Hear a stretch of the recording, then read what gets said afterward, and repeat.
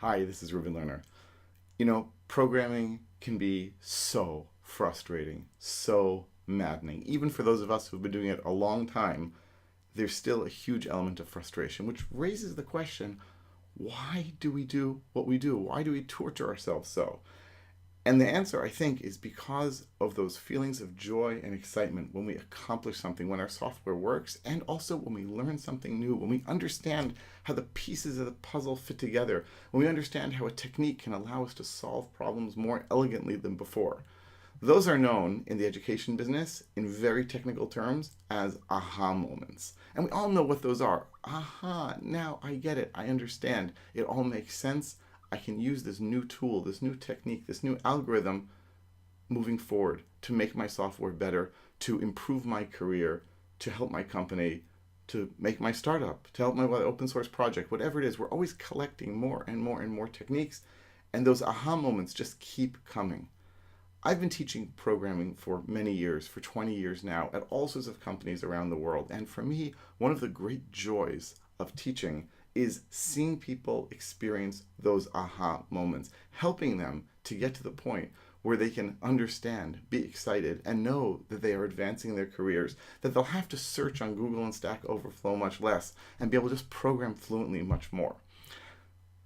In my courses, I really try to get to those aha moments through exercises, through discussion, through interaction, but especially exercises, especially trying things out, because there's no better way to learn and to reach that aha moment than to try and fail and debug and improve. And I'm there to give the background people need, give a push in just the right direction in just the right amount so that they can learn on their own. They can create their own knowledge, they can experience those aha moments. I want to give you an example of what I'm talking about. I've got some courses coming up in the coming days about Python dictionaries and Python functions. And the two come together in a beautiful way. Many, many people ask me whether Python has a switch case statement. My answer, by the way, is yes, and it's spelled if. Ha ha ha. I'm so funny. If you like that humor, you'll love my courses, right? So basically, there is no switch case statement in Python. We can use if. So I can say here, right, user choice equals input, enter your choice. Right, and I can even do a strip there just to remove any white space from the end. And then I can say if user choice equals a, and let's make some functions, right? So I can say def a, return I'm in a.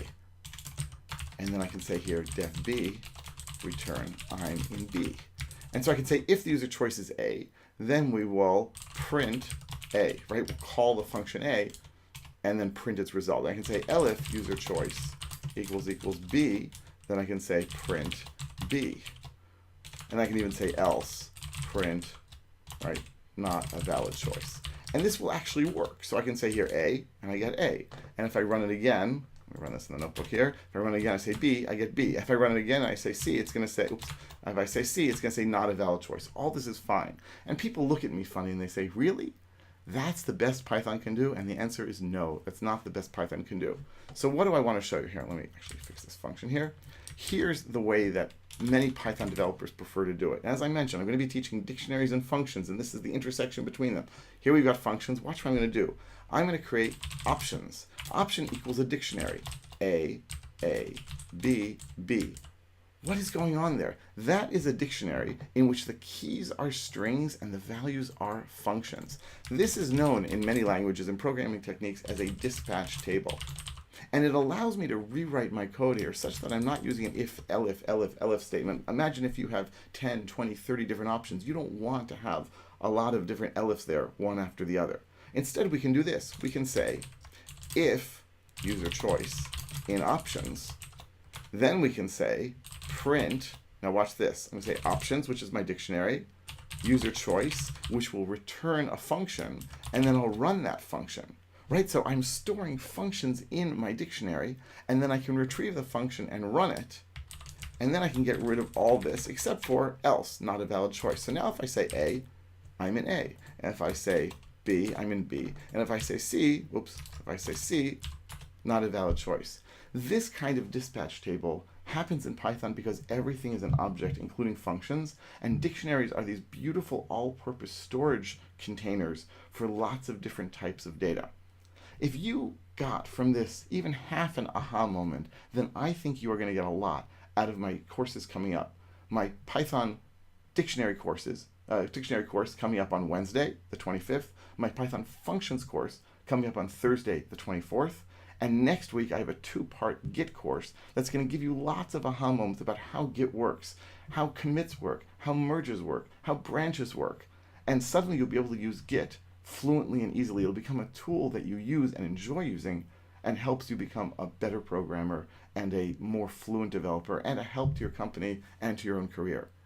I really hope that you'll join me for my courses. They work just like this, with me doing lots of live coding, lots of discussion, lots of interactions and questions that I get from people participating. And it's always a lot of fun for me and for people who participate. And I hope that you'll join a lot and got a lot of aha moments out of them. If that sounds interesting to you, follow the links to my courses, sign up, and I will be delighted to see you there.